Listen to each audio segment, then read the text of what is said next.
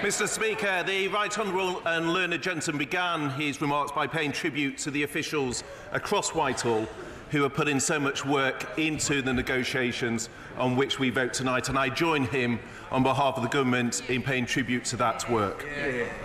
Mr. Speaker, 8 weeks ago, Parliament made clear that despite the benefits delivered by the deal must change. And the government has listened to the concerns of the House, and it has done so.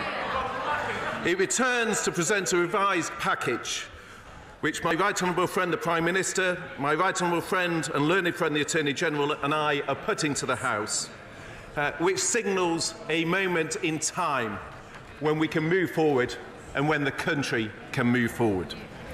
It delivers the certainty our businesses need, the guarantees our citizens seek, the protections requested across the House on workers' rights and environmental standards. And on Gibraltar,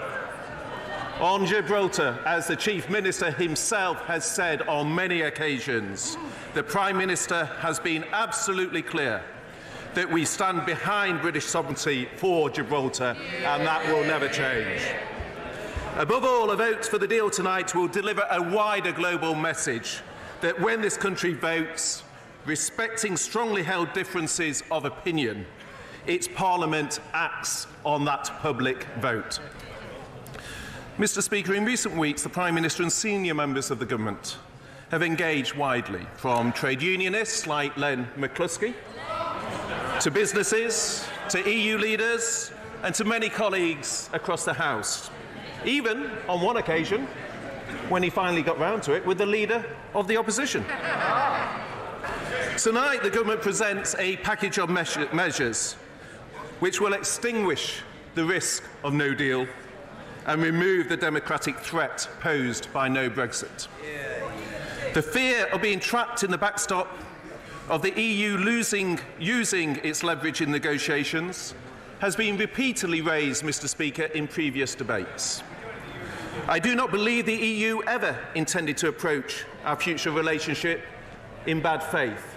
And indeed, it's a slight irony that those who say they are European suggest that the backstop and the EU acting in bad faith is a concern of theirs. It's certainly not my experience of dealing with them. We share values and we want to trade together. But we have acted to address that risk. Of course, I'll give way to my right honourable friend.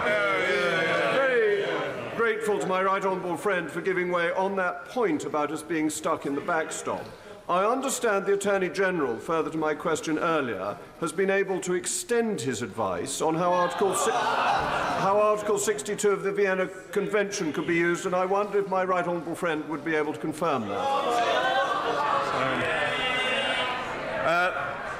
Well, I'm very happy to address the point that my honourable friend, the member for North East Somerset, raised. I was going to come on, just before I do, to the wider point that the Attorney-General made clear in his comments this evening, that the documents laid before the House reduce the risk on which he previously gave advice to the House on the 13th of November. But I think the issue to which my honourable friend alights is the exceptional circumstances which might change the basis on which the UK might enter into an agreement. For the clarity of the House, if the United Kingdom took the reasonable view on clear evidence that the objectives of the protocol were no longer being proportionately served by its provisions because, for example, it was not any longer protecting the 1998 agreement in all its dimensions, the UK would first obviously attempt to resolve the issue in the Joint Committee and within the negotiations. However, as the Attorney-General said in the House today, it could respectfully be argued, if the facts clearly warranted it, that there had been an unforeseen and fundamental change of circumstances affecting the essential basis of the treaty on which the United Kingdom's consent had been given. As my honourable friend will know, Article 62 of the Vienna Convention on the Law of Treaties, which is reflective of the customary international law, permits the termination of a treaty in such circumstances. It would, in the government's view, be clear in those exceptional circumstances that international law provides the United Kingdom with the right to terminate with the agreement, the withdrawal agreement. In the unlikely event that were to happen, the United Kingdom would no doubt offer to continue to observe the unexhausted obligations in connection, for example, with citizens' rights. I hope that addresses the concern that was raised. Of course I do. Is the Attorney-General going to issue an addendum to the statement and the opinion he's already given? Or is this just the honourable gentleman's view on the matter? Whoa! Well, firstly, I've, at the dispatch box, set out the position on behalf of the government and given that clarity ahead of the vote. I think what was clear in response to the Attorney's statement earlier today, that he has been assiduous in his duties to this House.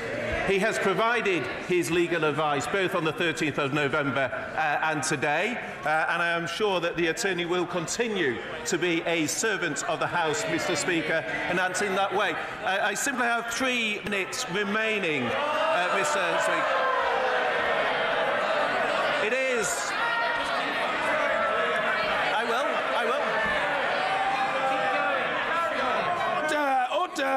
The House must calm itself. It's up to the right honourable gentleman to decide whether, and if so to whom, he wishes to give way. It's a matter for the right honourable gentleman. Secretary of State.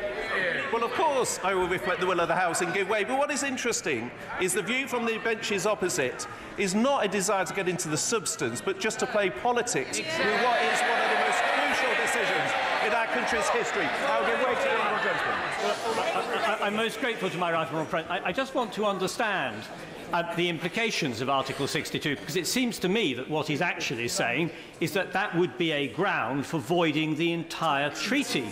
But that's a rather different thing from being able to pull out of the backstop. Doubtless, there might be some members of this House who'd be only too delighted to see the entire treaty voided, but it is a rather apocalyptic scenario, or have I misunderstood something?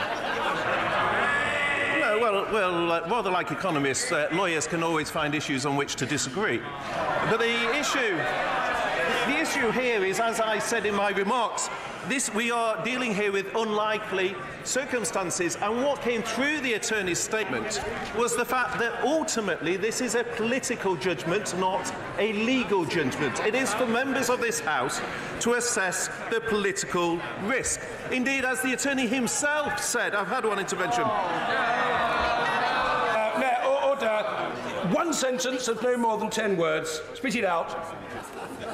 Is the Attorney-General going to add to the opinion he's already given? What the honourable gentleman is saying is really strict. The Secretary of State has already explained that he's speaking for the government. Colleagues must make their own assessment. There is no time to delay. Right honourable gentleman. So, well, given I have but 1 minute left, what came through, Mr. Speaker, in the statement this morning is, if I can quote the Attorney, legal advice can only inform a political decision. And tonight the House faces a political decision. We have a strong message from our business community that wants certainty. We have a message from our citizens who want to know their rights are protected. We are a country that stands by its legal obligations, which is why we will settle the financial settlement. But the reality, Mr. Speaker, that we face a fork in the road. It is time to choose. It is time to support this deal. It's time for our country to move forward. I commend the motion to the House.